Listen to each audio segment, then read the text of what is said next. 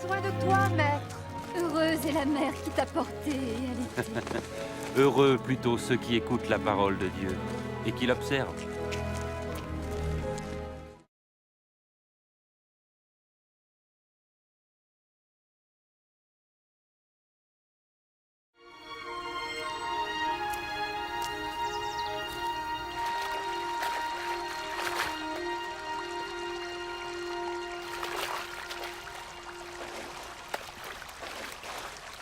Apprends-nous à prier, comme Jean l'a appris à ses disciples.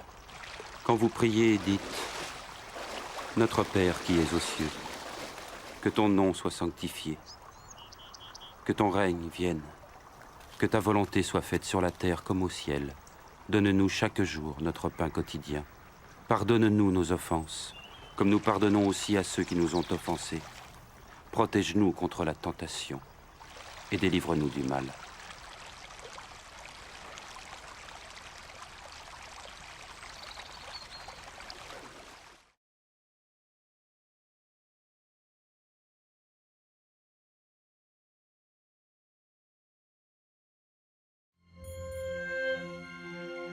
Dans les Saintes Écritures, Dieu déclare que le Messie viendrait pour être le sauveur du monde. La vie de Jésus prouve qu'il est bien celui dont les prophètes avaient parlé. Ésaïe a prophétisé que la Vierge deviendrait enceinte et qu'elle enfanterait un fils. Des siècles plus tard, la naissance de Jésus accomplissait cette prophétie.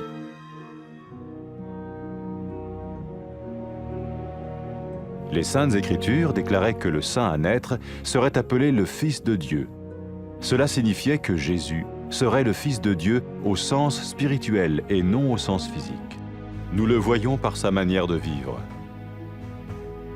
Il a guéri des malades, il a pardonné leurs péchés, les a ramenés à Dieu et leur a promis une place dans le royaume éternel de Dieu. Il s'est offert lui-même en sacrifice pour le péché à leur place. Puis il est revenu à la vie, victorieux sur la mort selon le plan de Dieu. Jésus a dit « Personne ne me prend la vie, mais je la donne de ma propre volonté. » La vie de Jésus n'a pas seulement accompli les écrits des prophètes, mais elle a aussi confirmé la vérité de la sainte parole de Dieu. Les prophètes avaient écrit « Ta parole, ô mon Dieu, est parfaite, elle dure à toujours. »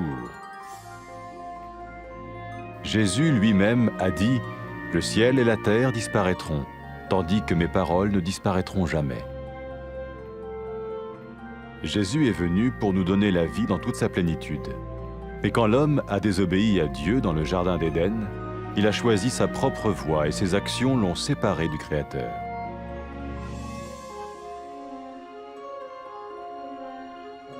Les Saintes Écritures déclarent que tous ont péché et que le salaire que paye le péché, c'est la mort. Il s'agit de la mort spirituelle, éternelle séparation d'avec Dieu. Mais tout comme Dieu a donné un bélier pour qu'il meure à la place du fils d'Abraham, ainsi il a envoyé Jésus, le Messie, mourir à notre place. Sa vie, sa mort et sa résurrection restaurent la relation entre Dieu et tous ceux qui mettent leur confiance en lui. Maintenant, non seulement Jésus pardonne les péchés de ceux qui le suivent, mais il les sauve aussi du jugement éternel de Dieu. Ils sont sûrs d'aller au paradis et de vivre avec lui pour toujours. C'est cette vie et cette liberté de la culpabilité et du pouvoir du péché que Jésus offre à chacun aujourd'hui. Cela ne veut pas dire suivre une religion, mais choisir d'avoir foi en Jésus qui dit « Je me tiens à la porte et je frappe.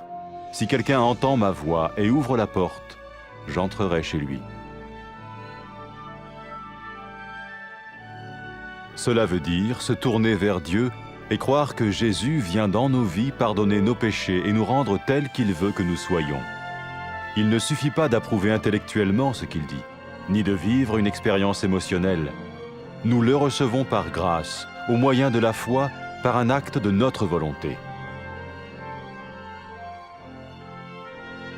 Lorsque quelqu'un est prêt à suivre Jésus le Messie, il peut lui parler par une simple prière.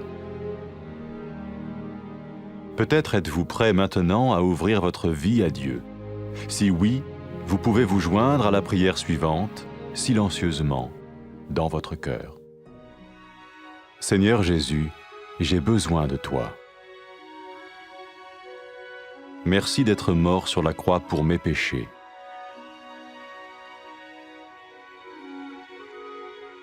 Je confesse mes péchés et je m'en repens.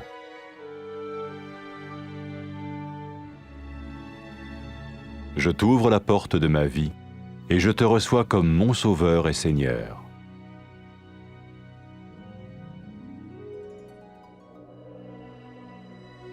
Merci de me pardonner mes péchés et de me donner la vie éternelle.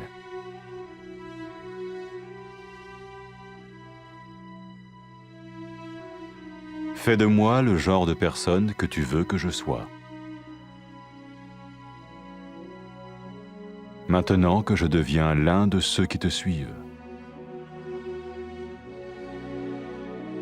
Amen.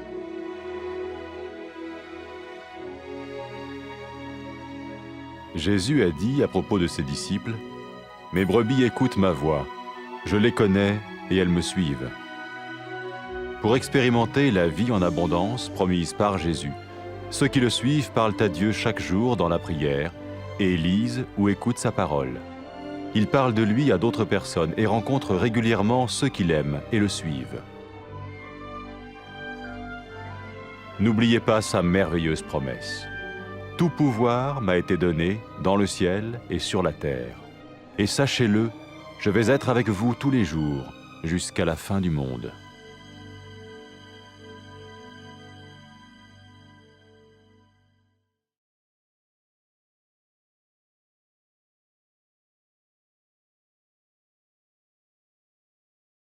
نحن محتاجين ليك. يا بخت أمك الولدتك وربتك. لكن يا بخت الناس اللي بيسمعوا كلام الله وبيعملوا بيه.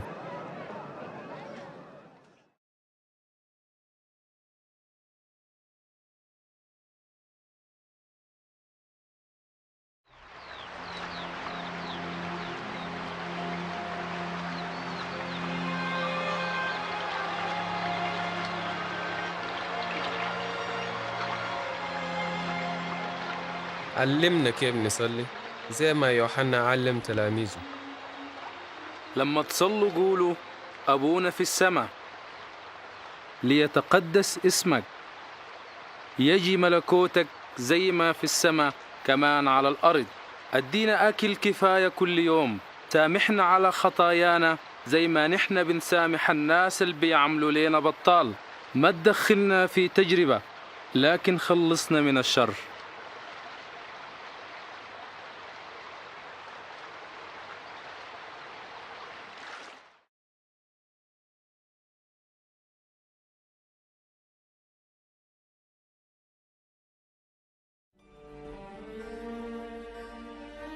الله بيقول في الكتاب المقدس إنه المسيح بيجي عشان يخلص العالم، والحياة بتاعت يسوع المسيح بتورينا إنه هو الزول اللي اتكلم عنه الأنبياء. أشعياء اتنبأ وقال العذراء ماشية تحمل وتولد ابنا، وبعد سنين كثيرة تمت ولادة يسوع حسب النبوة.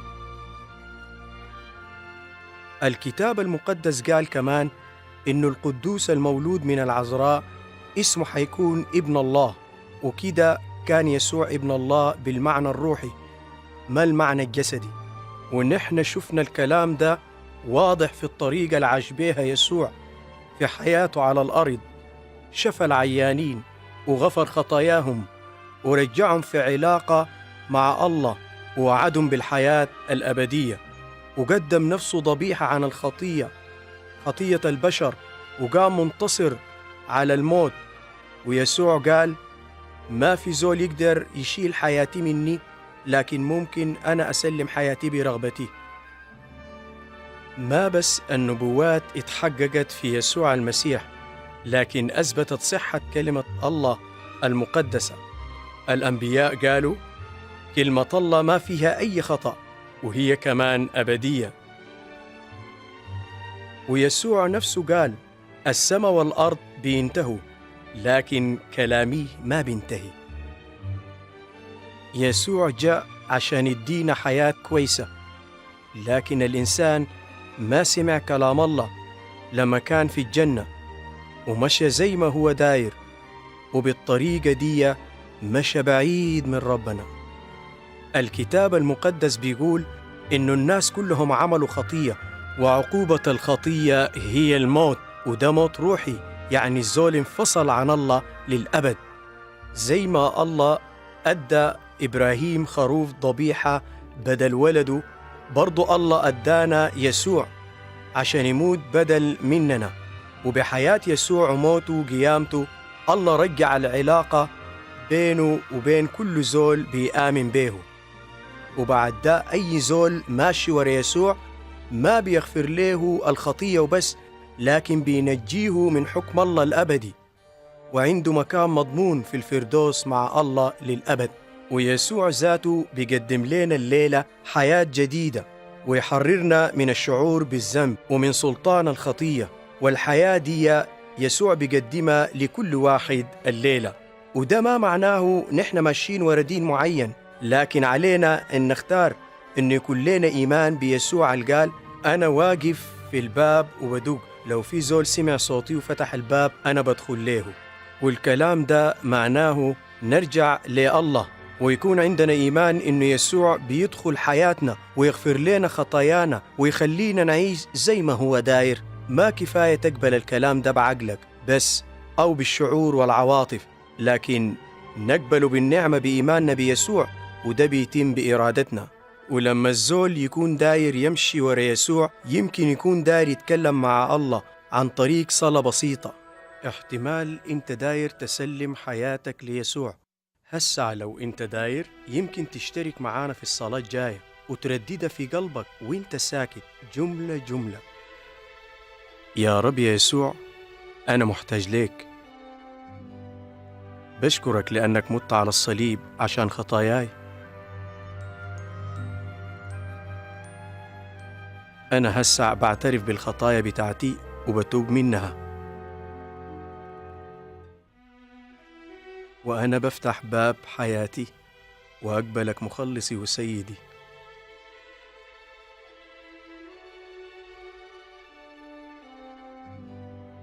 بشكرك عشان أنت غفرت خطاياي واديتني حياة أبدية.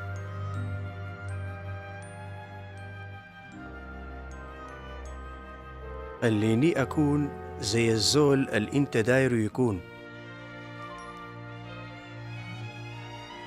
وأنا ماشي وراك.